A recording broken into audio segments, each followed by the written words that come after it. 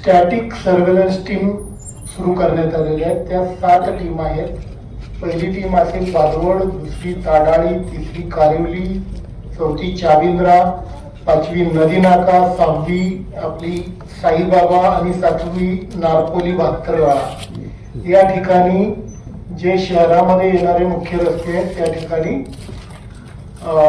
वाहनं चेक करण्यासाठी आणि त्या संदर्भाने इलेक्शनच्या संदर्भाने जी काही वाहतूक होईल त्या संदर्भाने चेकिंगसाठी या टीम असणार आहेत. याशिवाय 5 फ्लाइंग स्क्वॉड असतील ज्याच्यामध्ये आचारसंहितेचा भंग आणि इतर कुठलेही इलेक्शन संदर्भाने गुन्ह्याच्या संदर्भाने आपण त्या फ्लाइंग स्क्वॉडची टीम त्या ठिकाणी पोहोचून कारवाई करणार आहे.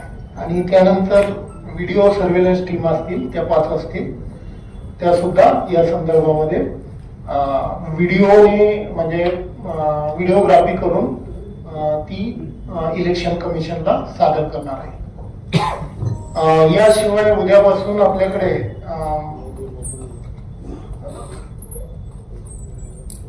जी नॉमिनेशन सुरू होईल त्याच्याकरिता योग्य बंदोबस्त लावलेला आहे. त्याच्यामध्ये एक महत्वाची जी सूचना आहे की ज्याच्यामध्ये 100 मीटरच्या आत